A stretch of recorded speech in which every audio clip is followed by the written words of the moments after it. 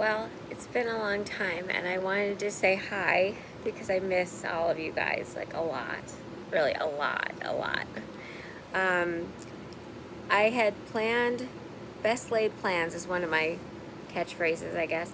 I had planned to attend all the walks this summer, and Mother Nature. Um, yes, pray for rain. Definitely. Thank you for the poem, Katie.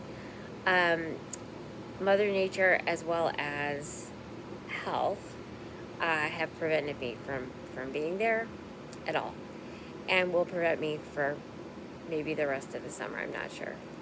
Um, I just got out of the hospital again for an unrelated thing to the other hospital stays this summer or this spring, and I miss you guys a lot. I got to participate in choir for a little while, and hopefully we'll be back before the end of the season. The choir takes August off. It's a soloist each week, then leading the hymns and doing solos, so that we have the month of August off. So I'm hoping there's a very special piece, the last one that we would sing the last Sunday in July, and I really hope to be back for that. I hope you've enjoyed the musical selections surrounding water, because Lisa is always spot on in choosing things that exactly match with the scripture. Um, she finds that extremely important. Um, so I wanted to do a little show and tell because I miss you all so much. So I have one blanket that I finished last night for the knitting ministry to go to Shirley Ryan. One so far. I'm a new knitter, you know. It takes me a really long time, and half of the things have holes in them that I can't donate them. So that's my lap robe. Kay will be excited. She's the head of the knitting ministry. And then, as part of my pledge, I do help with things in the music department. Something that I've come to learn that the choir directors and people, Alyssa, Ryan, Lisa, they do not have time to deal with choir robes. Okay, and we've got a lot because we have 3 choirs. Well, we've got youth choir, which is 6th grade through 12th. We have Rejoice, and we do have the little guys as well, but ones that will need robes, more frequent. Rejoice, which is 2nd through 5th grade, and we've got the chancel choir, and each of those groups have 50 robes. Now, the chancel choir, yeah, we do need to have all of those robes available because people come and go, and so that a lot of those robes are assigned to people who may not be there all the time.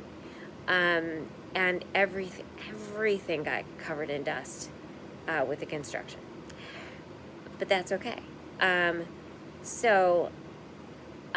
I took on the chancel robes a couple of years ago, and then the youth ones. And again, there aren't enough kids. We don't need the 50, right?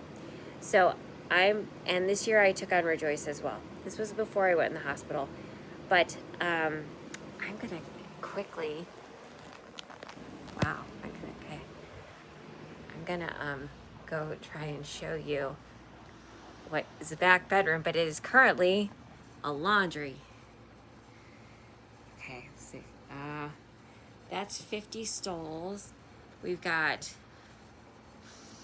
yeah, it's a laundry back here. They're hanging to dry. And those are the Rejoice ones, and the Pinafores. And these are ones that need stain help. Can you tell? And then these ones need zipper help and stain help. And those are beyond help. I don't know if you can see that or not. And then I make name tags, spreadsheets for each choir, because it's important for the chancel choir because there are enough of us that we need we need to know which robe and which number and which order. Otherwise, you'd never find your robe on a Sunday morning fast enough, right? But for the kids, Lisa always is prioritizing how hard it is to recruit kids in this day and age because of all the directions they're being pulled to do school things, to do sports, all kinds of things. I mean, things that never used to be scheduled on a Sunday morning. And it's really hard. And so we as a congregation and we as chancel choir members, we need to have them know how grateful we are that they made the choice they did to be in the choirs. It's so important. So when I saw, like, when I first joined, it's like last minute, and people are pinning the kids like into robes because the zippers were broken. And then someone said, let's try and find the least stained one we can. And, you know, there are so many height differences between a 6th grader and a 12th grader.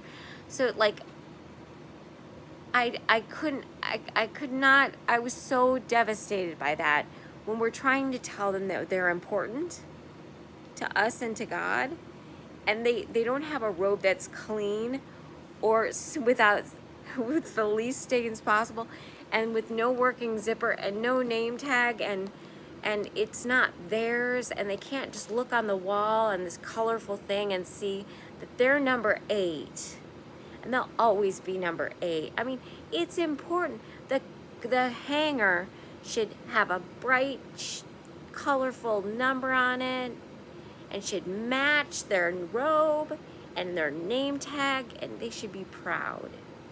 They should be proud to sing because they're wonderful. So that's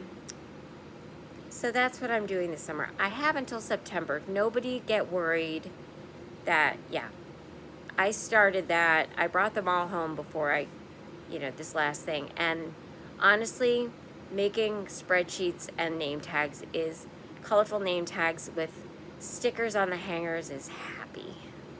That's happy because we're telling the kids, you matter, you're important, you're awesome.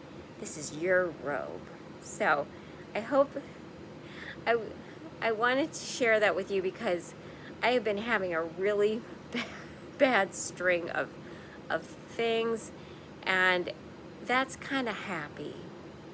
So, when you see those kids, I also try not to be recognized as the person who has done this. I think I've succeeded. I don't think the youth choir knows.